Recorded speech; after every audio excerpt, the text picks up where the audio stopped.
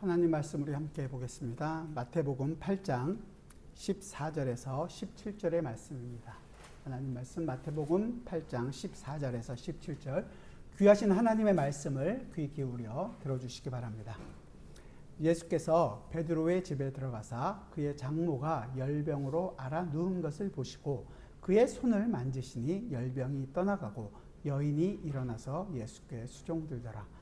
저물매 사람들이 귀신 들린 자를 많이 데리고 예수께 오거늘 예수께서 말씀으로 귀신들을 쫓아내시고 병든 자들을 다 고치시니 이는 선지자 이사야를 통하여 하신 말씀에 우리의 연약한 것을 친히 담당하시고 병을 짊어지셨도다 함을 이루려 하심이더라.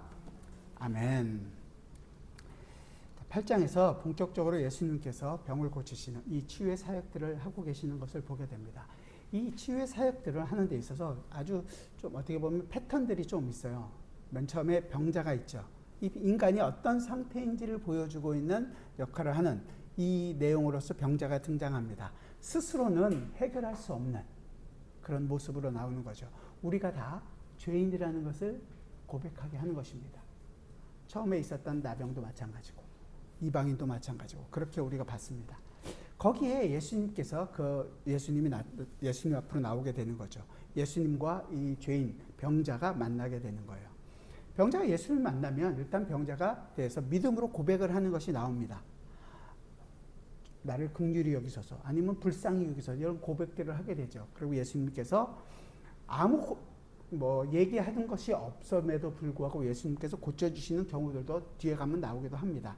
그리고 이 믿음의 고백이 있으면 예수님께서 그들의 병을 고쳐주시는 것이 나오게 됩니다. 말씀으로 고치시든지 아니면 예수님께서 직접 손을 대서 만지시든지, 때로는 눈먼 자에게 진흙으로 침을 이겨서 진흙을 묻혀서 하기도 하십니다. 그러니까 어떻게 보면 처음에 나병 환자에게 손을 대시는 걸 때 말씀을 드린 것처럼 예수님께서 손을 대심으로 자기의 의를 그에게 거룩하지 못한 자에게 보내시고 거룩하지 못한 그 거룩을 자기의 몸에 채우신다라는 것을 설명을 드렸습니다. 그렇게 됐을 때 결과적으로 즉각적으로 병이 낫게 되는 것입니다. 또 하고 이런 거 없이 바로 병이 나았고 바로 이제 그들이 나와서 그의 삶으로 돌아가는 것을 보게 됩니다. 이런 패턴들이 분명하게 있다라는 것을 머릿속에 두시면서 오늘 본문을 좀 보셨으면 좋겠어요. 오늘 이제 세 번째 보게 되는 것인데요. 베드로 집에 방문해서 베드로의 장모의 열병을 그래서 고쳐주시는 본문입니다. 본문만 읽으면 갑자기 왜? 이런 생각이 들고, 마태가 이것을 왜 기록했을까? 왜 성령 하나님께서는 마태로 하여금 이것을 쓰게 하셨을까? 그러니까 전체적인 이것이 하나로 떨어져 있는 본문이 아니라 이 세 가지 사건이 함께 연결되어 있는 본문이라고 생각해서 특별한 목적이 있었구나라는 것을 보게 됩니다. 이 세 사건이 다 똑같은 거예요. 똑같이 목적을 갖고 있다는 것입니다. 왜냐하면 예수님께서 병자를 고치는 사건이 지금 처음 일어난 것은 아니었습니다. 예수님께서 산에 올라가서 산상수훈을 가르치시기 바로 전에, 앞으로 조금만 가볼까요? 4장에 가시면 4장 마지막에 뭐라고 나오냐면 4장 23절부터 24절에서 이렇게 기록되어 있어요. 예수께서 온 갈릴리에 두루 다니사 그들의 회당에서 가르치셨죠. 그 천국 복음을 전파하시며 백성 중에 모든 병과 모든 약한 것을 고치시니, 이미 병을 고치시는 일이 있었어요. 그 소문이 온 수리아에 퍼진지라 사람들이 모든 앓는 자 곧 각종 병에 걸려서 고통당하는 자, 귀신 들린 자, 간질하는 자, 중풍병자를 데려오니 그들을 고치시더라. 예수님께서 이미 병을 고치시는 일들이 있었습니다. 그런데 지금 특별히 이 세 사건을 마태가 8장에 와서 언급을 하고 있는 거예요. 내용이 나병인 사람, 백부장의 하인, 이방인이었죠. 그리고 이제 오늘 이 여인을 통해서 이 세 사건을 특별하게 얘기하는 것은 분명하게 특별한 의미를 가지고 이 본문을 썼다고 우리는 생각할 수밖에 없는 것입니다. 그러니까 앞에 이 두 사건 그리고 오늘 사건까지 다 해서 예수님의 사역 중에서 뭔가 성령 하나님께서 이 의미가 있다라는 것을 우리에게 보여주시기 위해서 이 본문을 주고 계시다는 거예요.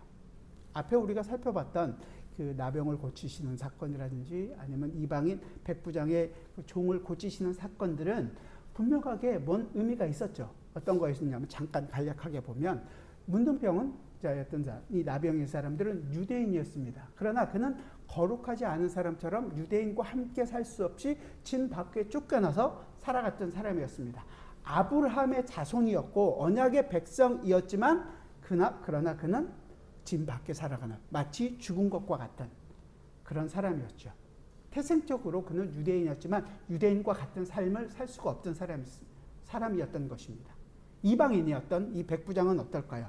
그는 정말로 많은 사람에게 존경을 받았을지도 모르겠고 신앙이 있었을지 모르겠지만 태생적으로 이방인이었기 때문에 이스라엘이 얘기하고 있는 그 이스라엘 회중에 들지 못하고 제사에 참여할 수 없는, 결국은 하나님의 복에는 하나님께서 주신다는 그 복에 참여할 수 없는 자의 모습으로 지금 나타나고 있는 것입니다. 유대인이었던 이 사람은 질병으로, 이방인이었던 이 백부장은 태생적으로 하나님의 그 은혜 밖에 거주할 수밖에 없는 사람이라는 것을 보여주는 거죠.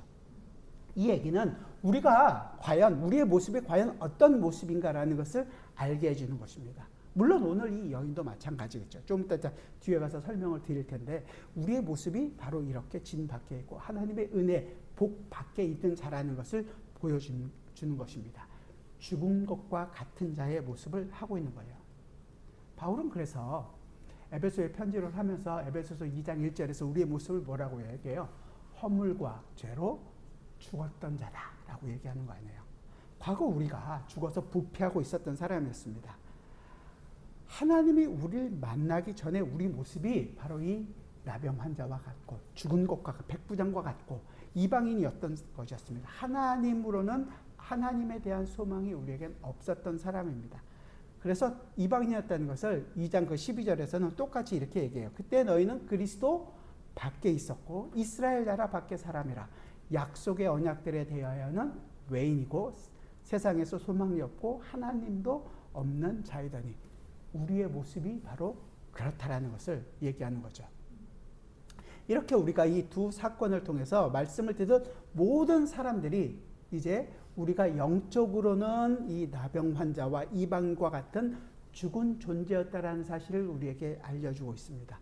그런 우리에게 그 주님께서 주님을 받아들이는 믿음을 허락하셔서 그것을 아직도 주님이라는 것을 제자들도 다 이해하지 못하고 있을 때 주로 고백하게 하시고 주님 앞에 나오게 하신 거죠. 그러니까 단순히 그들의 나병이 나았고 그 백부장의 하인이 병이 나았다라는 것이 있는 것이 아니라 그들이 지금 믿음으로 주님께서 원하신다면 내 병을 고칠 수 있습니다. 주님, 나는 주님이 우리 집에 오는 것을 내가 감당하지 못하겠습니다. 이 믿음의 고백을 하게 하심으로 자신의 문제가 아니라 어떻게 보면 진정으로 해결하고 싶은 문제가 그들에게는 있었다는 것이고 그것이 어떤 것인지를 우리로 하여금 알게 해주는 것입니다. 근본적으로 질병의 문제가 아니라 근원적인 문제, 뭐예요? 우리에게 우리 스스로 해결할 수 없는 이 죄의 문제, 영적으로 영원히 죽어 있었던 그 문제를 담당하실 수 있는 그 분을 만난 것이죠. 한 사람은 태생적으로 이방인이어서 한 사람은 병으로 말미암아 나병이라는 것 때문에 거룩하지 못한 자로 취급받고 있는 그 사람들이 하나님 앞에 와서 하나님으로부터 복이 끊어진 것이 아니라 이제 회복되고 하나님의 백성으로서 살아갈 수 있는 자가 됐다라는 것을 우리에게 보여주는 사건이 앞에 보여줬던 두 사건이었던 것입니다. 그래서 이제 나병 환자는 결과적으로 이스라엘 회중에 참여하게 되었고 문득 그 이방인 어떻게 됐습니까? 아브라함과 이삭과 야곱의 회중에 네가 거할 수 있게 되었다. 모든 이방인들이 이제 함께 하나님의 백성이 될 것이라는 것을 보여주고 있는 것입니다. 결국은 우리가 이제 죽은 자와 같은 사람이었고 영적으로 보면 그래서 우리는 하나님의 진영 밖에 있을 수밖에 없고 영적으로는 그래서 밖에 있으니까 어떻게 되겠어요? 슬피 울고 이를 가는 사람들이었는데 이제 우리에게 예수 그리스도를 따르는 믿음을 허락하시고 그 믿음의 고백으로 하나님께서 창세전에 약속하셨던 하나님 나라의 모든 복을 누릴 수 있도록 우리에게 허락하시고 우리에게 정말로 불가항력적인 은혜로 우리를 이끄셔서 우리가 하나님의 백성이라는 사실을 깨닫게 하신다는 것입니다. 그래서 모든 하나님의 백성과 함께 기쁨의 잔치에 참여함으로 그래서 우리가 이제 하나님의 말씀대로 사는 그 기쁨을 누리는 자로 살게 하셨다는 것입니다. 이 구원의 본질이 뭐냐? 하나님께서 우리를 구원을 해주신 그 본질이 무엇이냐? 이건 구원은 혈통적으로 일어나는 것도 아니고 태생적으로 일어나는 것도 아니다. 예수 그리스도께서 직접 예수 그리스도께서 이 땅에 오셔서 그 모든 일들을 이루심으로 말미암아 하나님께서 이루시는 것이다. 구원은 오직 하나님께로부터 나는 것이다 라는 것을 우리에게 지금 보여주고 있는 것입니다. 에베소서 2장 8절은 분명하게 얘기하는 거죠. 너희로 그 은혜에 의하여 믿음으로 말미암아 구원을 받았으니 이것은 너희에게서 난 것이 아니요 하나님의 선물이라. 그것이 선물이라는 것을 알게 해주는 것입니다. 인간의 노력, 인간의 조건 이런 것은 아무것도 아니라는 것을 알게 해주는 것이고 오직 삼위 하나님께서 계획하시고 예수 그리스도께서 이루시고 성령 하나님께서 우리에게 적용시키는 그 사건이라는 것을 우리를 통해 알게 해주시는 것이 이 두 사건을 통해서 우리에게 주고 있는 내용이었습니다. 이 세 번째 사건도 세 번째 보고 있는 이 베드로의 장모의 열병 고쳐주는 사건도 이 내용과 결코 떨어질 수 없다는 거죠. 그래서 이 내용들을 보면서 예수 그리스도께서 십자가에 죽으심으로 말미암아 이제 구원의 구약에서 이루어졌던 약속했던 그 모든 약속을 실질적으로 예수께서 이루시고 이제 우리에게 믿음으로 사는 사람이 어떤 것인가라는 것을 보여주는 사건이 바로 오늘 본문이 된다라는 것을 우리는 알게 되는 것입니다. 앞으로 예수님께서 공생애를 이루어가는 이 모든 사건이 어디를 바라보고 있는가 하는 것을 우리에게 보여줄 수 있는 정말로 중요한 내용이 되는 것입니다. 그 내용을 가지고 오늘 본문 내용들을 좀 한번 살펴보려고 합니다. 내용이 굉장히 간단하잖아요. 두 구절, 4절인데 두 구절은 장모를 고쳐주는 사건, 그리고 나머지 두 구절은 구약을 이 일어난 일이 왜 일어났는지 그 근거가 어떤 것인지 구약적인 배경을 설명하는 구약을 인용하는 내용입니다. 너무 쉬워서 좀 그렇지만 14절과 15절 본문을 같이 한번 읽어봅시다. 같이 읽죠. 시작. 예수께서 베드로의 집에 들어가사 그의 장모가 열병으로 앓아 누운 것을 보시고 그의 손을 내시니 열병이 떠나가고 여인이 일어나서 예수께 수종 들더라. 아멘. 앞에 두 사건은 주님이라고 부르고 주여라는 믿음의 고백들이 있죠. 그런데 오늘 본문에는 이 장모가 믿음의 고백이 나온 것을 보지 않습니다. 보이지 않아요. 그냥 계속 이어지는 것과 좀 다른 것처럼 보이는 거죠. 그래서 질문이 생기는 거예요. 왜 마태는 아무 특별해 보이지도 않는 이 사건을 두 사건에 이어서 우리에게 지금 기록하고 있을까? 두 사건과 비교해서 무슨 심오한 내용이 이 안에 있어서 기록하고 있을까? 보기 좀 어렵잖아요. 우리가 생각할 때. 어떤 관련이 있는 것인가? 예수님의 사역 가운데에서 정말로 어떤 내용이 있나?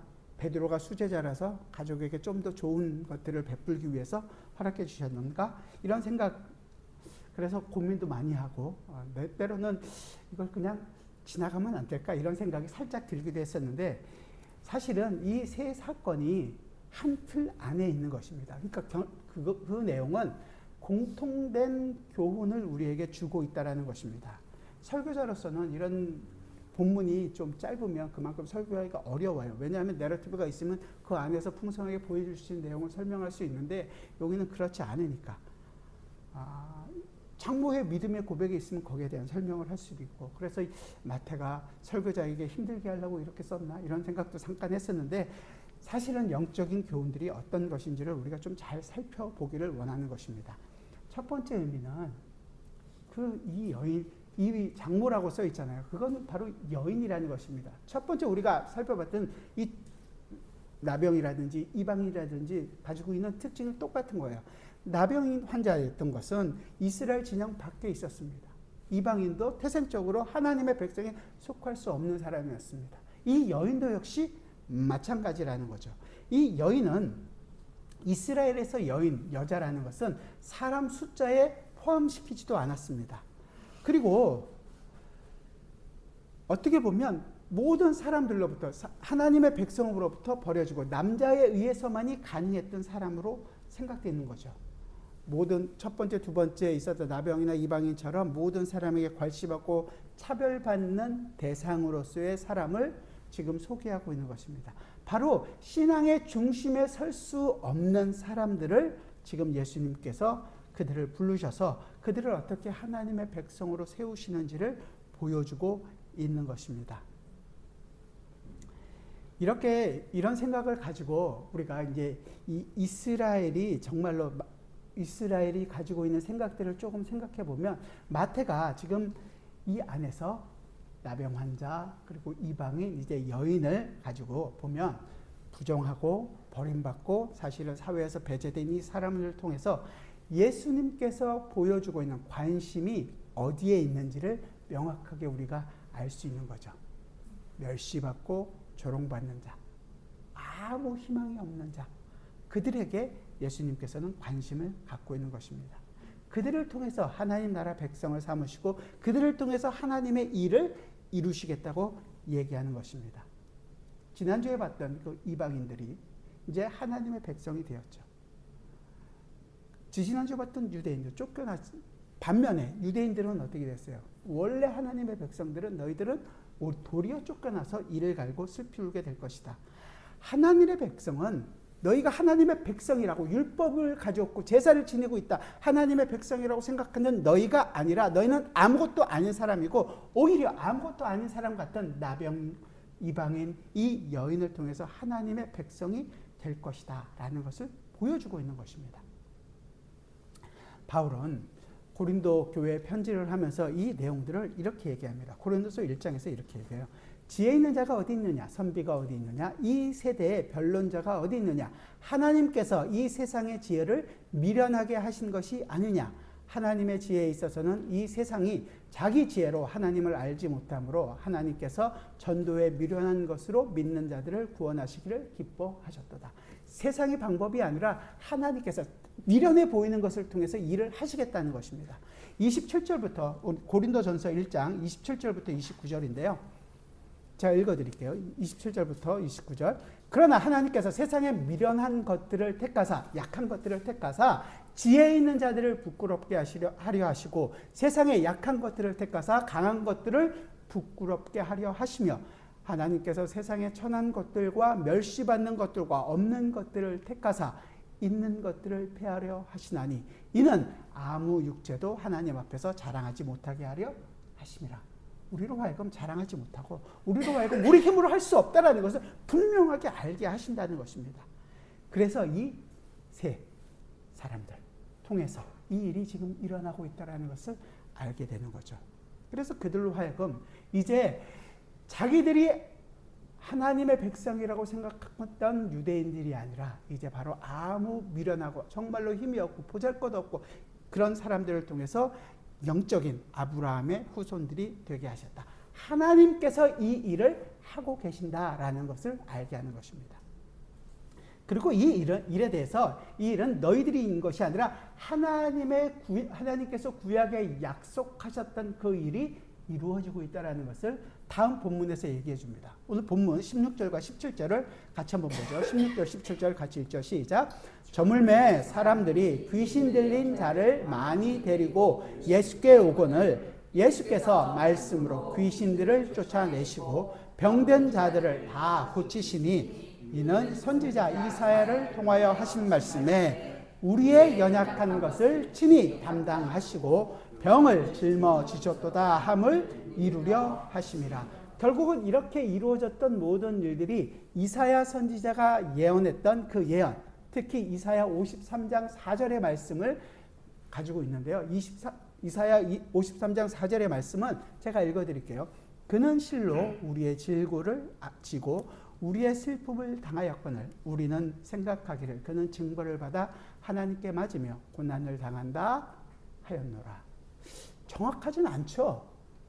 이 내용을 보면 그 내용을 그대로 한 게 아니라 사실은 이사야 53장 물론 더 많은 내용을 통해서도 있지만 53장 3절부터 6절까지의 말씀을 잘 읽어보면 우리가 잘 아는 그 내용이지만 그 내용을 요약해서 우리의 연약한 것을 친히 담당하셨고 병을 짊어지셨다라는 얘기를 하고 계신 것입니다. 이사야서는 한번 아시는 내용이지만 한번 찾아보죠. 같이 이사야 53장입니다. 예수님께서 왜 오셨는지 이사야 선지자가 예언했던 그 내용을 보면 좋지만 3절부터 6절까지만 우리 같이 한번 보겠습니다. 이사야 53장 3절에서 6절입니다. 우리 같이 천천히 한 목소리로 같이 읽겠습니다. 시작. 그는 멸시를 받아 사람들에게 버림을 받았으며 간구를 많이 겪었으며 질고를 아는 자라. 마치 사람들이 그에게서 얼굴을 가리는 것 같이 멸시를 당하였고 우리도 그를 귀히 여기지 아니하였도다. 그는 실로 우리의 질고를 지고 우리의 슬픔을 담거늘 우리는 생각하기를 그는 징벌을 받아 하나님께 맞으며 고난을 당한다 하였노라. 그가 찔림은 우리의 허물 때문이요 그가 상함은 우리의 죄악 때문이라. 그가 징계를 받음으로 우리는 평화를 누리고 그가 채찍에 맞음으로 우리는 나음을 받았도다. 우리는 다 양 같아서 그릇 행하여 각기 제 길로 갔거늘 여호와께서는 우리 모든 죄악을 그에게 담당시키셨도다. 우리의 모든 죄악을 예수 그리스도께 담당시키셨습니다. 예수님께서 이 땅에 오신 목적을 예언한 거죠. 단순히 지금 이 사건이 병을 고치고 그것에 우리의 그 필요를 채워주는 도움이 아니라 우리의 죄의 문제를 해결하기 위하여 하나님의 백성으로 우리를 건져내는 그 구원이 어떤 것인지를 보여주는 것입니다. 우리 스스로 하나님의 말씀에 온전히 순종할 수 없는 자, 그래서 영혼이 죽어있는 자에게 새로운 생명을 허락하시기 위하여 예수님께서 그 모든 죄를 담당하시고 십자가에 죽으시고 이제 우리에게 새로운 생명을 허락해 주셨다는 것을 보이기 위하여 이 일이 일어나고 있다는 것입니다. 은혜 없이는 살 수 없는 자, 혼자서는 도저히 설 수 없는 자, 그에게 생명을 주시고 그로 하여금 생명 받은 자로서의 삶을 허락해 주셨다는 거예요. 그래서 지금 마태는 이 이사야의 예언을 들여서 이 사건이 지금 일어나고 있다는 것을 보여주는 것입니다. 단순히 그냥 나병이 나왔구나, 백부장의 종이 나았구나, 베드로의 장모가 병을 낳았구나, 이것만 보는 것이 아니라 진짜 보여주고자 하는 내용, 바로 우리의 문제, 죄의 문제, 그 죽음의 문제를 해결하기 위하여 예수 그리스도께서 오셨고 그것을 담당하시기 위하여 예수 그리스도께서 십자가에 죽으셨고 이제 그렇게 우리에게 새로운 생명을 허락하셨구나. 그렇습니다. 이제 그래서 우리에게 새로운 생명이 주어지게 되는 거예요. 예수 그리스도의 십자가로 그 우리의 죽음을 죽이시고 예수 그리스도의 영원한 생명을 이제 우리가 가지게 되었습니다. 우리가 얻게 된 생명이 과연 얼마나 큰 가치가 있는지 우리가 알 수 있을까요? 우리가 정말로 알고 있나요? 그렇다면 이제 이 여인이 사람들에게 숫자도 들어가지 않고 더구나 그럼에도 불구하고 병들어 누워 있습니다. 그래서 아무 희망이 없는 이 여인을 통해서 어떤 일이 일어나고 있는지 두 번째 우리가 좀 한번 살펴봤으면 좋겠어요. 오늘 본문 14절 15절을 다시 한 번 더 우리 천천히 읽어보죠. 14절 15절 같이 읽어봅시다. 예수께서 베드로의 집에 들어가사 그의 장모의 열병으로 앓아 누운 것을 보시고 그의 손을 만지시니 열병이 떠나가고 여인이 일어나서 예수께 수종 들더라. 연약한 여인의 모습입니다. 그 여인을 예수님께서 찾아가셔서 그를 고치십니다. 그 여인이 베드로의 장모인지 그것이 중요한 거라 이 안에는 더 큰 메시지가 있습니다. 장모라는 것을 보면 일단 나이가 많을 거 아니에요. 나이가 많은 여인입니다. 그리고 알아 누웠다라고 표현되어 있는 이 알아 누웠다라는 것이 그냥 지금 당장 갑자기 아픈 것이 아니라 오랜 기간 동안 알아 누웠다라는 그런 상당히 지속적으로 오랫동안 알아 누워 있는 그런 상태를 얘기해 주는 단어를 사용합니다. 그러니까 오랫동안 누워 있었던 존재였습니다. 생각해 보십시오. 여인입니다. 또 오랜 기간 동안 누워 있었습니다. 이게 사는 게 사는 것일까요? 어떻게 보면 죽음만 기다리는 그의 삶입니다. 불쌍하고 가련한 그런 사람입니다. 이런 상태의 여인을 본다면 어땠을까요? 유대인들이 이 여인을 보면 어떨까요? 저 사람은 분명히 하나님으로께 무슨 잘못을 했기 때문에 저런 병을 얻어서 누워있는 것이다. 당연히 그렇게 생각했겠죠. 가족들은 어땠을까요? 가족들은 그 여인 때문에 여인이 해야 되는 모든 뒷수발을 드러내는 모든 짐을 지고 살아가고 있습니다. 그것을 바라보면 정작 이 여인의 마음은 어땠을까요? 나는 모든 사람에게 짐이 되는 사람이구나. 나에게는 어떠한 움직일 수도 없는 것이구나. 나는 아무런 희망이 없구나. 나는 어쩔 수 없는 여인인가 보다. 사회적으로도 소외되고 가족에게도 짐이 되고 개인으로도 아무런 희망이 없어 보이는, 죽을 날만 바라보고 있는 이 여인. 나는 정말 쓰잘데기 없는 사람인가 보다 생각하는 이 여인에게 예수님께서 찾아오십니다. 그리고 그녀의 손을 잡습니다. 같은 병행 구절인 마가복음에는 손을 잡고 일으키셨다라고 얘기하고, 누가복음에서는 열병을 꾸짖으셨다고 예수님이 얘기합니다. 마태만 예수님의 손을 잡았다고 얘기하죠. 그랬더니 바로 열병이 떠나갑니다. 예수 그리스도의 예수님께서 그녀에게 긍휼을 베푸셨고 그녀는 그 병으로부터 자유롭게 되었습니다. 여기 되면 우리 모두가 아멘 할렐루야 하고 좀 제가 세게 얘기했어야지 이렇게 나올까요? 근데 마태가 주목하는 단어는 여기서 끝나는 것이 아니라 15절 마지막에 있는 단어입니다. 15절에 결과로 어떻게 됐다고 얘기하죠?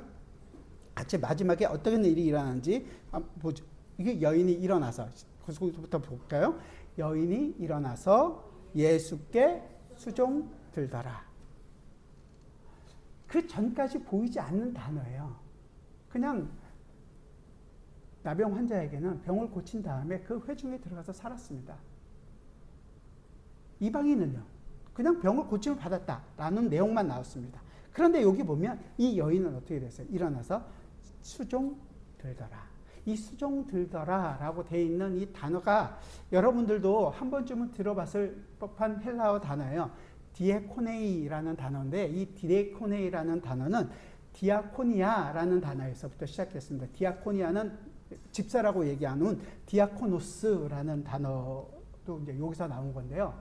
그러니까 말로만 하면 그냥 섬기는 자 이렇게 되는 거고, 뭐 식탁에서 시중드는 종, 우리가 디아코노스, 보통은 집사, 직분을 얘기할 땐 집사라는 단어를 얘기하는데 이 단어를 쓰고 있는 거예요.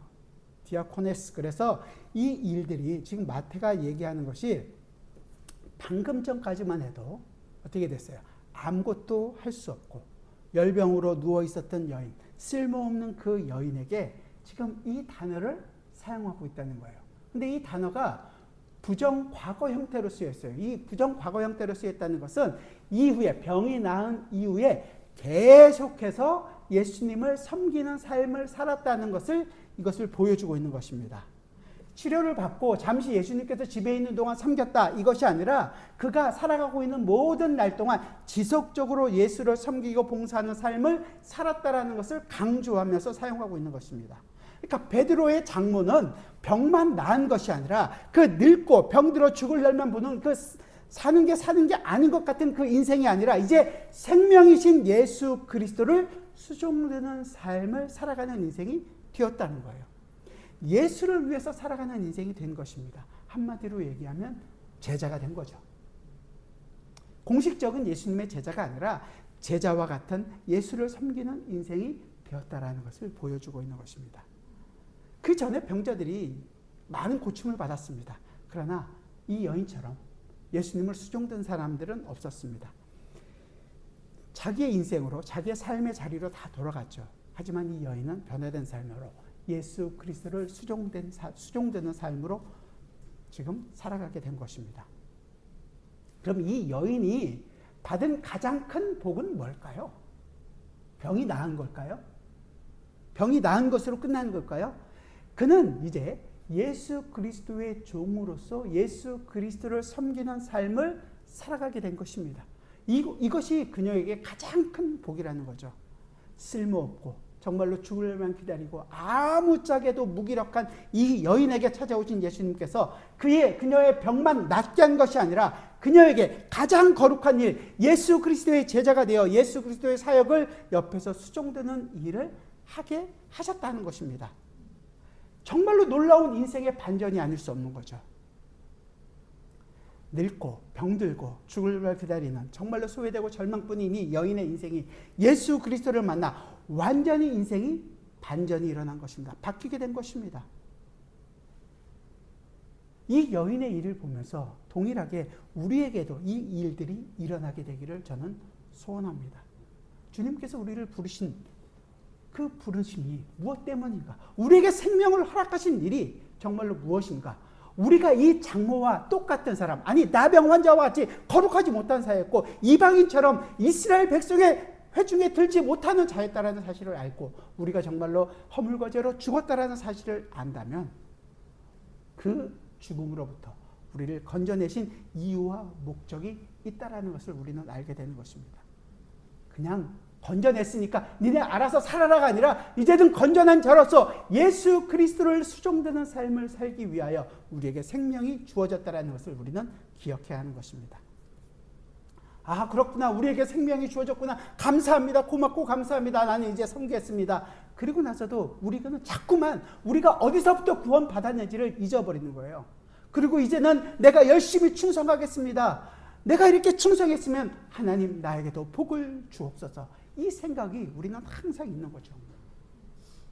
그래서 왜 이렇게 했는데 하나님 나에게 이것밖에 안 해주십니까? 하나님이 우리에게 빚졌습니까? 아니잖아요. 우리는 영원한 죽음 가운데 있다가 생명을 받았습니다. 그 생명 받은 자답게 매 순간 살아갈 수 있도록 우리에게 모든 것들을 허락했습니다. 때로는 힘들게도 하시고 때로는 기쁘게도 하시고 때로는 여러 고난도 당하게 하시고 때로는 즐겁게도 하시는 그 과정 속에서 하나님의 나라의 기쁨을 누리도록 하나님을 수종되는 자의 삶을 살도록 합니다. 그런데 우리는 조금만 힘들면 어떻게 돼요? 금방 포기하고 왜 이것밖에 안 됩니까? 내가 예수 믿고 나서 이렇게 안 되는 걸 보면 내가 예수를 믿는 게 맞나? 이런 고민들을 하게 되는 것입니다.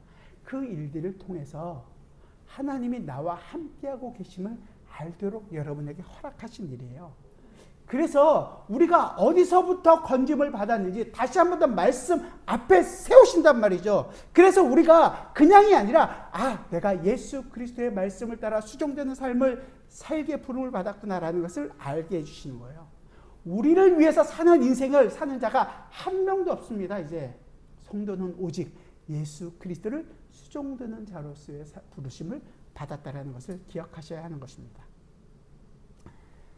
주님께서 우리가 죄를 지었다고 너희는 죄 졌으니까 이제 너 안 할래 버리지 않으신단 말이에요.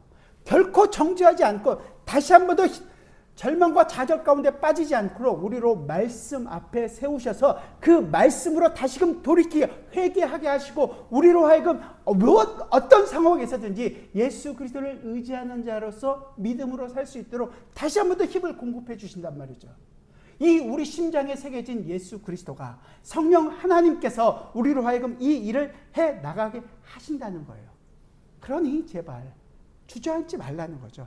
성령 하나님께서 우리로 하여금 이 삶을 오늘도 힘있게 싸우게 하신다면 우리가 포기할 수 있는 인생이 아니라는 것을 알게 되는 거예요. 다시 한 번 더 회개하고 이 싸움을 싸우는 게 되는 거죠. 이렇게 우리에게 매 순간 은혜를 공급해 주시는 이유에 대해서 사도 바울은 고린도 후서에서 이렇게 얘기합니다. 마지막으로 한번 찾아보죠. 고린도 후서 9장입니다.